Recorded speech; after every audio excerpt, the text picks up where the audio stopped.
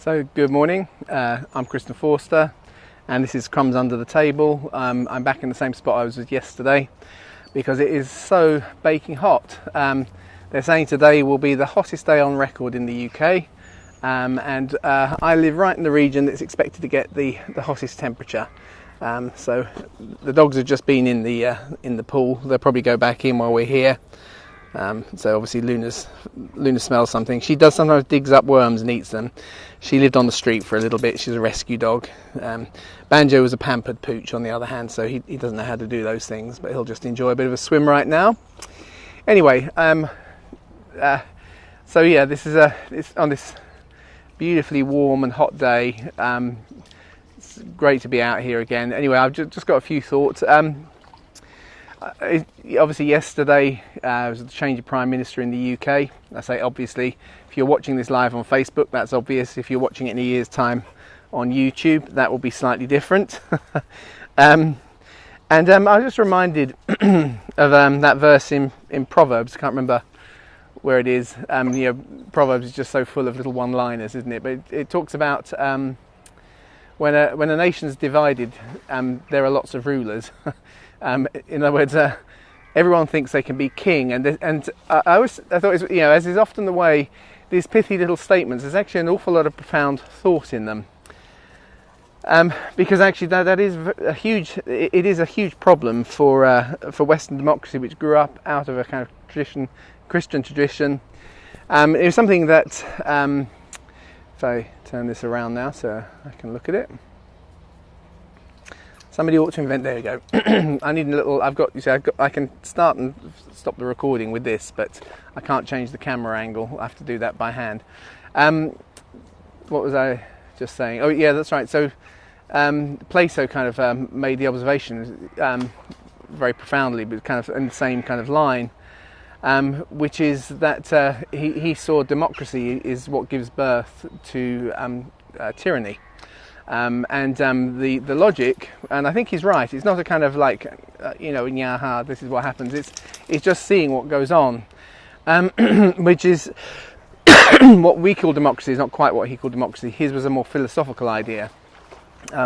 Democracy, he saw, was the growth, if you like, of the independence and opportunity of the demos, of the people. So it wasn't necessarily a voting system. But it is, of course, actually at the heart of what happens with us. It's governing for we the people, governing on behalf of them. That it is the people who are being served by their ministers, by their leaders. So that's at the heart of what we think of as Western democracy now. Are these kind of ideas? But he saw that as that kind of freedom grew, actually people become less and less governable. Because at the heart of it, their own kind of independence becomes the pinnacle, and their own ultimate freedom becomes the pinnacle. And so then, if you like, the benefits of being together, the synergies of community, which are very real, as we see now, and neuroscience actually kind of shows that there are things in the brain that work so much better when we are in good community, and when there's kind of a level of agreement of action, which is why things like dance is so popular, because although it seems like a trivial thing, we use the rhythm of the beat to kind of bring our actions into synchronicity. Actually, it releases hormones within the body, and we just enjoy the moment, and we feel good, and we feel positive towards each other. So there are whole loads of synergies that are really good for us and our well-being, that come out of the cohesion of the community. But as we elevate, if you like, the priority of the individual, you eventually kind of get to a point where there are many rulers because people are ungovernable, and so the government might make a law, but I don't think it should count for me, and I'm thinking about it. I don't think anybody gets hurt, and if nobody gets hurt, I'm just going to do it anyway. And so gradually, if you like, the synergies of community start to break down, and that's why it becomes the birthplace of tyranny. And so that's not a thing of saying therefore we all need conformism and collectivism. It's actually about the balance. Because man has always been a community. In the beginning, going right back to Genesis, so God created man, individual. Male and female, he created them, community. And it's an embryonic community that has the potential for more community, male and female. So it's a generative thing. And so something of if you like, the wholeness of ourselves is held in the tension. It's not a contradiction, it's in a tension between our community self and our individual self. And we need people for our well-being, but we also need some level of identity. But when identity becomes so extreme, which is what I think is happening in the West at the moment, it becomes, if you like, the paramount thing, separated from that place within community. When it becomes that kind of separated thing, then you start to see the cohesion of the group starts to fail. And so, and in so many ways, we see this now, this kind of this tension, which is why you get the rise of the far right the way through Europe. And of course, those who sit on the other end of the extreme throw their hands up in horror about what's going on, but they don't realise that actually, very often, their own success is what's fueling now, if you like, the rise of that counterbalance. Because actually, the way you achieve balance when one side's unbalanced is to produce unbalance on the other side, and that's really what we're seeing going on, I think, today. So, what is it we do to restore balance without becoming extreme? When society has become so obsessed on the individual, on the side of the individual, somehow we have to learn to do community better. We actually, in our individualness, we need to take on board the responsibility to grow in our collectiveness, to learn to develop the skills that allow me to bond and work with others more clearly. To listen to them empathetically, by which I mean I'm listening to them with an intention that my main thing in wanting to hear from someone is so that I can understand their perspective, rather than that I can give them a counter argument or show them why I'm right. Because when I do the other, it actually stops me ever kind of getting that perspective. So it doesn't mean I have to agree with them, but I have to be able to empathise with them. I go, okay, I can see it now. From those, so if I start to do those things as an individual, I make those choices, I keep that tension in balance. I understand my uniqueness before God, but I understand that I was made a part of a community. He made me man, but he made us community. Male and female, he creates them and says, be fruitful and multiply, have more of you. And so we keep those things in balance in those ways, which is kind of interesting because it does put a priority on the, if you like, the response of the individual. But it's a priority that willingly is submitting itself to some level of community, which doesn't mean to say we do what we're told, because and we kind of end up in war crimes trials and so on. But it means that I come into the conversation with a view that says, even if I don't 100% agree with the full kind of community, I'm going to cooperate with it. And I think that's so important, because I have so many. I think it infects right into everything. It gets into the church, and so it's not a question of saying, if I vote one way in an election, which it tends to be, I tend to vote the way that doesn't win. If I vote and it doesn't win, I kind of don't. It doesn't mean I stop kind of campaigning for what I believe is right. But I do need to kind of somehow work with where the thing is going and where the community is going. But actually that isn't disempowering me, that is empowering me. In other words, I am choosing to live above, if you like, a selfish perspective. And I just want to, I don't want to spend a long time this morning in this kind of really baking hot day, but I always remember, of course, you're kind of growing up in the Sunday school kind of situation, that little thing that used to be taught us as kids, which actually is very profound, which is the word sin has I in the middle. And it's wrong if we kind of totally destroy the I. It's very depressing in life. Jesus says you love the Lord your God with all your heart, soul and mind, and you love your neighbour as you love yourself. And so if you like, in terms of the way things work, you can't love your neighbour without first loving yourself, or as. The phraseology, if you like, does mean that you have to give a very minor priority to yourself. Not because you're more important, but because from where you sit, that's the perspective you most see. But you are doing so in the context of actually taking account of others and loving them as you love yourself. So as I understand myself and I look to serve my own interests, because that's the perspective I've been given, therefore it's the right thing for me to do, but I do so in a way that is always conscious of actually how does that extend and actually bond me to others. And so that's a very philosophically kind of wobbly way, no, not wobbly, what's the right word, way of kind of actually saying,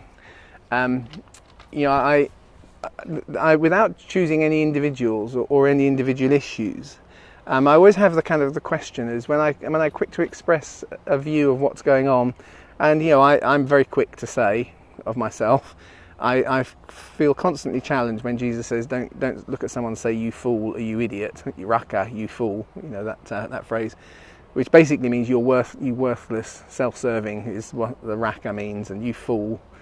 Or is it the other way around? No, yeah. But I regularly I watch politicians on Question Time and go, you immoral idiot, which is effectively the equivalent of what Jesus says. And then he says, actually be careful when you do that because you risk the judgment of hell. So he doesn't say don't do it, but he says you're appealing, because he said, talks about appealing to the courts. You're appealing, but actually right the way up to, you're actually appealing to the powers of hell when you're kind of writing someone who is worthless. That's what Raka has got. It's worthless. Your opinion really doesn't matter. You're an idiot. You're so stupid in what you think, and your opinion doesn't matter to me. And that kind of language. So we do use it, but Jesus warns us. And it's interesting. James, his brother, picks up in his letter, and he says, the tongue is such a small organ. He said, but it can get lit on. It can lit on fire by hell, and it can burn down a whole forest. And it's interesting because from a psychologist kind of point of view. While we often think, say, sticks and stones may break my bones, names can never hurt me. And it's true, when someone calls me a name, it doesn't hurt me. But the use of names, the use of things to write people off as worthless and idiots, sits at the root of a lot of the world's worst atrocities, the genocides and so on. And so we do risk, if you like, making an appeal when we kind of start to ignore the perspective as others, and we just put ourselves right in the middle. I am now the arbiter of what's good for me, and that's the ultimate good, and it's the only thing. And I love myself, scrap the as I love others. And that's the balance we need to somehow capture. And the way we most affect society is not by going into politics to impose my will on more people. Even if I think my will is good, dictators always think their will is good. And it's because I carry the burdens that I get all the privileges and the special cars. It always kind of goes that way. So if I just go that route, I'll just end up imposing more of the same. It's just more in my image. Somehow I've actually got to sow something different, which is I become conscious and take a conscious responsibility for my own growth in my ability to relate graciously, hear and understand the perspective of others, to love others as I love myself. And to become actually more unified, even where on the broad scale of things are going in directions which I don't 100% agree in. And one of the things I find interesting at the moment is there is a kind of a shift in the political balance, is how many people are saying, as a Christian, I cannot follow this. And I'm thinking, well, as a Christian, I've had to follow governments for the last, or pretty much my whole adult life, for doing things that as a Christian I would never do. But that's part of, if you like, why Paul then talks about things like, pray for those who are in rulership over you. What, the Romans? They crucify people for no good reasons. They have a harsh, brutal regime. They've bought into a Greek philosophy. Everyone likes to think about democracy coming from Greece. It'd be a nightmare if our democracy came from Greece. Sorry. I'm just being realistic. I can't remember if it's Aristotle or Plato. I think it's probably Plato, who basically took as an assumption when he's talking about democracy that doesn't count the poor people. Democracy was only for the wealthy, and the reason why it is only for the wealthy is it can't include the poor, because it just can't work that way. We need the poor to serve the rich, so people like me can have the time to think. He basically writes that. So it's a good job our democracy doesn't come from Greece. It actually comes from an understanding of a submission to a higher authority and so on, which gives validity. I touched on this a few days ago. Democracy really grows out of Deuteronomy, and that's not just a statement or opinion. You can actually demonstrate it historically as you kind of trace it through. But actually, if that's going to be healthy, if that system's going to be healthy, it needs me to exercise my authority as an individual by choosing to submit to some degree to a perspective and a direction for the community which may not be 100% what I would choose, and to do so graciously and to pick my fights judiciously, and actually not just on terms of what feels right for me, because I don't want to be tainted by this, but actually to actually be better for the majority by kind of promoting a cohesion that we are kind of edging into the right direction, and by influence rather than coercive control. So that's my political manifesto for this morning.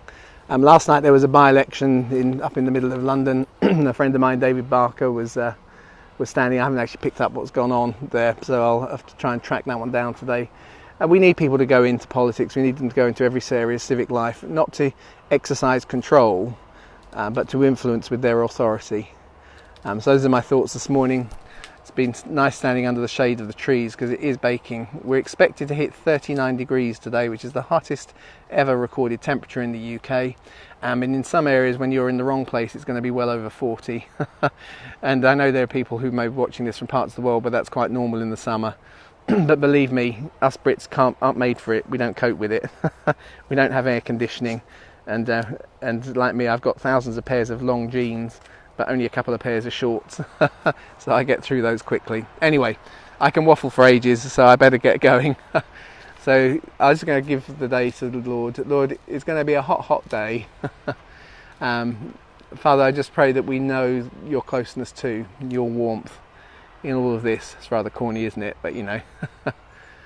In Jesus' name, amen. Amen. So I will see you tomorrow. Oh no, I won't see you tomorrow because tomorrow I'm up in Stoke recording some things for UCB. So I'll tell you about those probably not tomorrow, but on Saturday when I got back, and I'll tell you about how they went.